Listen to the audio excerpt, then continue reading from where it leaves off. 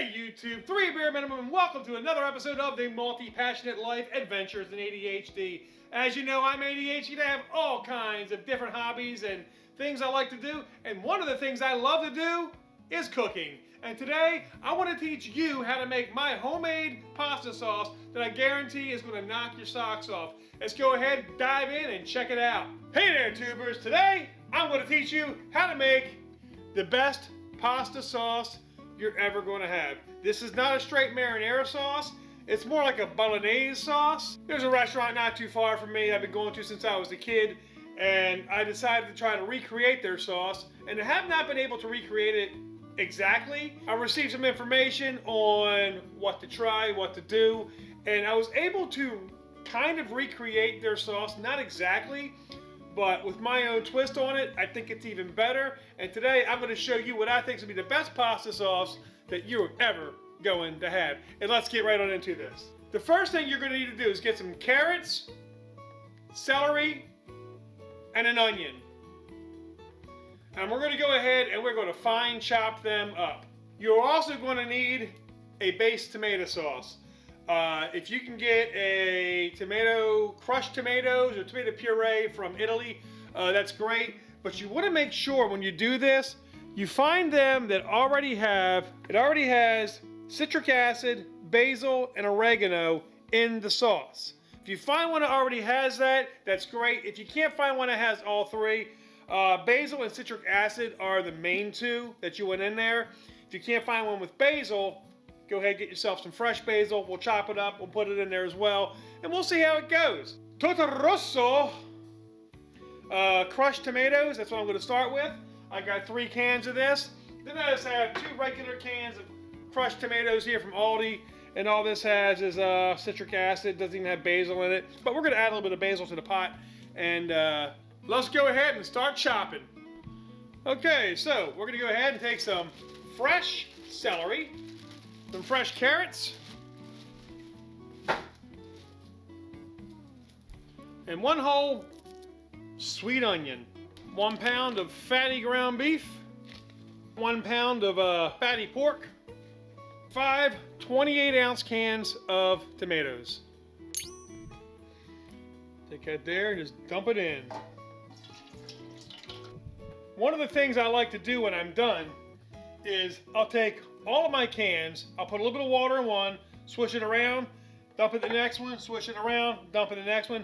I like to get all of that sauce out because we're also going to add a little bit of water to this because we're going to simmer it down for 2.5 hours. Flush that around, pour it into the next one, swish it around, and just keep repeating until you do all your cans and you get as much of that sauce out of there as you can. And by the time we get to the last can, it's almost feeling like regular sauce consistency. And now this can here, it's filled up to right about here with sauce and water. And I only started with like that much water. Pour that in. And let's go to the next step. We're going to go ahead and add an additional 1 cup of water. If you go over, it's fine. Again, it's going to simmer down. The next thing we're going to do is start chopping up all of our vegetables and getting our meats all chopped up, and we're going to go ahead and put it in the sauce, and we're going to let it simmer. Let's go ahead and start with our celery. First thing you do, get chop the bottom off. We got rabbits and guinea pigs here too, so I prepare it all. I'm not going to use all of this in there, but I'm going to go ahead and just prepare all of this, because like this tops here, this is great for the rabbits and guinea pigs. Okay, put that back here, my water cup.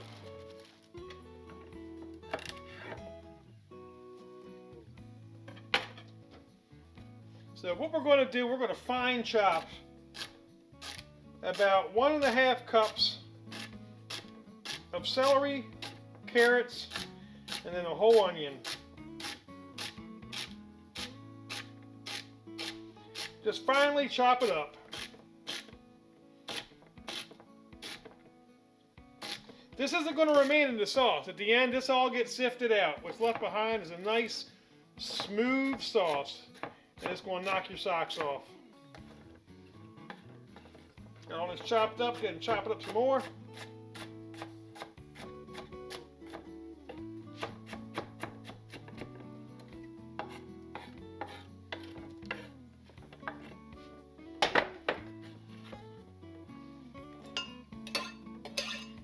And remember, if you don't wash your hands, that's just added flavor.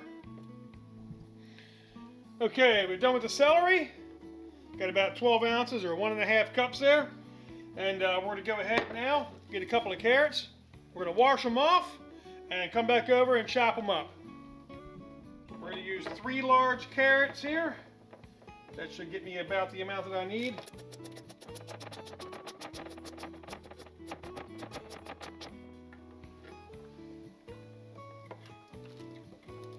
The other one I started, go to the rabbits and guinea pigs and chickens. And now on to the onion. Let's go ahead and get her peeled first.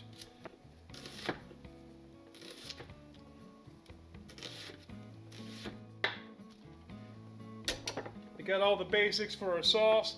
We're going to take this here, we're going to dump it in. Go ahead and pour that right on in.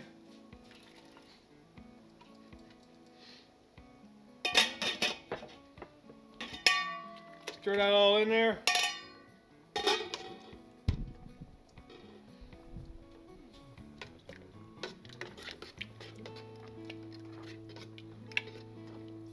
can already start to smell it. Now that we have that, lid back on. Let's go ahead and clean our work area up. And we're going to start preparing our meat to go in. Okay, so we're going to start with 1 pound of a good high fat content meat. Smell it, make sure it's good. Pull it out. I just put this in the freezer lock bag the other day. Just go ahead and just chop it up a little bit, get it all separated.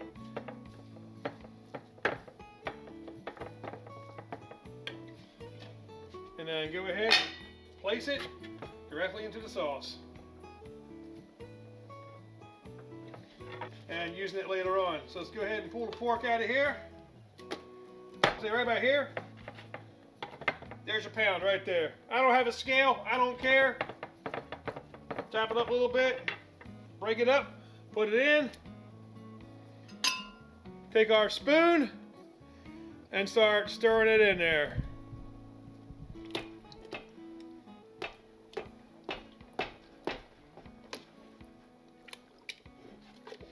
Get it all stirred up good, and we're going to let this simmer for about 20 minutes. And we're going to come back and we're going to stir it up again. Because at that time, the pork and the beef starts cooking. You can see it's already starting to break down in there. And there's one more ingredient we're going to add to this.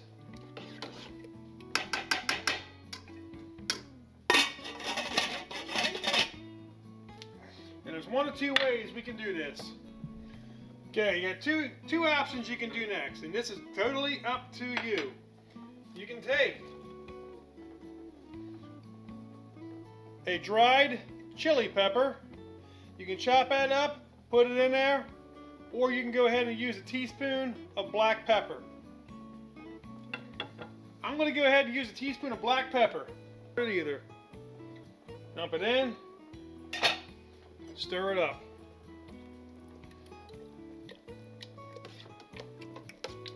Now, if you want your sauce to be a little bit more pepperier, you can go back and add another tablespoon.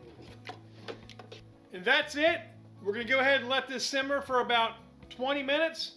Come back, stir it up some more. Pick my kid up from school. Come back, stir it up some more.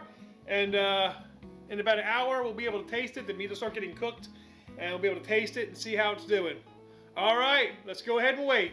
After this simmers for about 20 minutes, we're going to go ahead and put it on a smaller burner.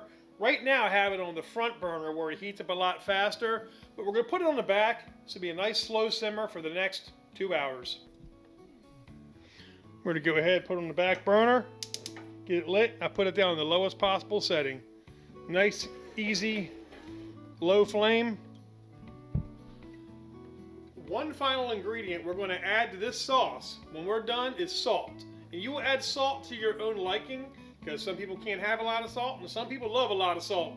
But right now, there's no salt in here, so the flavor's just not there. It's been about an hour, it's been simmering. And we're gonna go ahead and start adding in some salt until we get the flavor that we want. You can do that now, or you can do that towards the end. I'm gonna go ahead and opt to do it right now. While you are cooking this, you do want to occasionally keep coming in and stirring it up. If you taste it each time, you'll notice the flavor getting better and better. And also, as you're letting it simmer, don't cover it completely. Leave your pot vented a little bit. Let some of that moisture come out of there so the sauce thickens. And when you're done, you're going to have a really, really delicious sauce. Okay, we are now 2 hours into the simmer. And as you can see here now, it's definitely breaking down some more.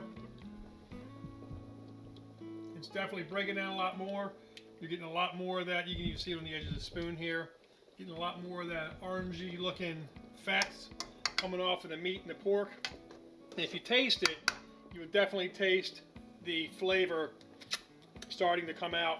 I added probably 2 teaspoons of salt to this in total. And you can definitely notice the flavor starting to come out. We're going to give this another half hour because some of my carrot chunks are rather large. And I really want the flavors and the sugars from the carrots to break down and get into this sauce and just exfoliate more flavor. So we're going to give it another half hour. Okay, you can see the time. It's 6 minutes, well 5 minutes now until it's an hour. We're going to go ahead and turn this off. Stir it up for a minute or so.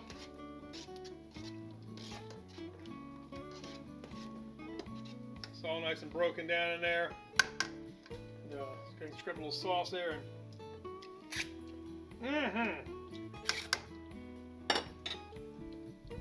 Think you're going to love it. Now, time to sift it. Okay, so the next thing I'm going to do, I'm going to sift this with a stainless steel colander into my big mixing bowl. And we're going to strain all the schmutz out of it. So I got a big measuring cup here, big measuring bowl, and I'm going to get some in there, pour it into the colander, and this is going to make a mess, so get ready to clean up when you're done. Just go ahead and shift it around. You're going to do this until all that's left in the colander is just the meat, the celery, the carrots, and the onions. And keep moving around good, because what's coming out in the bottom here, I'll show you in a second, is all sauce. It's just pure sauce, and it's nice and smooth. It's not chunky. So, here we go. We got that. And then in the pot, we have just really smooth pasta sauce. This is not vegan friendly. This is not vegetarian friendly. Nothing I do is vegan or vegetarian friendly, and it ever will be. So we're going to go ahead, we're going to get all this done here, and I'm going to come back when we're done, and we're going to put it in jars.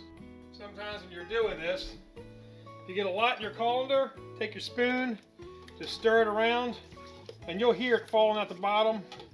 If you pick it up sideways a little bit, you'll see it coming out. Just keep doing that till all you have left in here is getting just your additives. And when you're done with this, I'll tell you something you can do with this when you're done. Because this is a lot of good meat, this is a lot of good vegetables and stuff, and it's got a lot of flavor to it if you try it.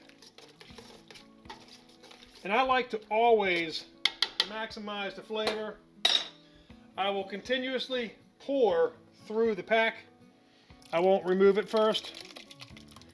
It's going to make a little bit of a mess. Get used to it, you're cooking. So it's all going to drip out. You can let it sit there, it'll strain itself out, but I like to go back and forth and get it all through the meats, all through everything. This is where you get all the flavor. It's getting pushed out and all the chunks taken out, and nothing but a nice smooth sauce when you're done.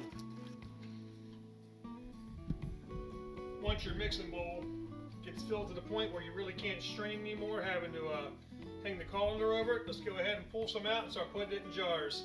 And I'm not going to show you the whole canning process. This is pretty much where it ends. But if you taste this, comment below. This is the best pasta sauce you will ever have. As you can see, we netted ourselves 7 good jars of sauce. This one's not all the way full, but that's okay. We got a big one here, and 6 little ones. So this here should last a little while. And let me know what you think. Leave a comment below. Like, subscribe. 3 beer minimum, I'm out. One piece of advice I will give with this sauce. So when you're using it, when you're done with it, and your cleanup, if you're on septic, do not dump this stuff down the drain. It has a lot of fat content in it. When it goes down the drain, it can coagulate, it can clog up your leach fields. Even if you're on public, you know, this stuff can, when it cools down, the fats in it can get in your traps or your sinks. So just be cautious. There is a lot of fat in here, but it's also a lot of flavor.